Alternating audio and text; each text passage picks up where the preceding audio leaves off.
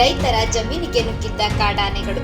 ಬೆಳೆ ನಾಶಪಡಿಸಿದ ಘಟನೆ ಬೆಂಗಳೂರು ದಕ್ಷಿಣ ಜಿಲ್ಲೆಯ ಚನ್ನಪಟ್ಟಣ ತಾಲೂಕಿನ ಬೂಹಳ್ಳಿ ಗ್ರಾಮದಲ್ಲಿ ನಡೆದಿದೆ. ಗ್ರಾಮದ ರೈತ ಪುಟ್ಟಸ್ವಾಮಿ ಗೌಡ ಬಿ ಚೆನ್ನೇಗೌಡ ಅವರ ಜಮೀನಿಗೆ ರಾತ್ರಿ ವೇಳೆ ಕಾಡಾನೆಗಳು ಲಗ್ಗೆಯಿಟ್ಟು ಫಸಲಿಗೆ ಬಂದಿದ್ದ ಬೆಳೆ ಹಾಗೂ ಪರಂಗಿ ಮರಗಳನ್ನು ತುಳಿದು ತಿಂದು ಹಾನಿಗೊಳಪಡಿಸಿವೆ. ಪರಿಣಾಮ ರೈತನಿಗೆ ಗಣನೀಯ ಪ್ರಮಾಣದ ನಷ್ಟ ಉಂಟಾಗಿದೆ ಎಂದು ತಿಳಿದು ಬಂದಿದೆ. ಇತ್ತೀಚೆಗಷ್ಟೇ ಚನ್ನಪಟ್ಟಣ ತಾಲೂಕಿನ ಅಮಳಿದೊಡ್ಡಿ ಗ್ರಾಮದಲ್ಲಿ ರೈತರು ಮತ್ತು ಅರಣ್ಯ ಇಲಾಖೆ ಅಧಿಕಾರಿಗಳ ಸಭೆ ನಡೆಸಿದರು.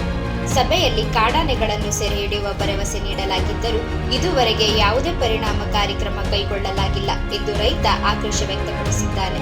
ಇದರ ಜೊತೆಗೆ ಈಗ ಬೆಳೆ ನಾಶವಾಗಿರುವ ಜಾಗದಲ್ಲಿ ಐಟ್ನೆಟ್ಸ್ ವಿದ್ಯುತ್ ತಂತಿಗಳು ಹಾದು ಹೋಗಿದ್ದು, ಯಾವುದೇ ಕಾಡು ಪ್ರಾಣಿಗಳು ವಿಶೇಷವಾಗಿ ಆನೆಗಳು ಸೊಂಡಿಲ ಮೂಲಕ ಮರಗಳನ್ನು ಉರುಳಿಸುವಾಗ ತಂತಿಗೆ ತಾಗುತ್ತವೆ.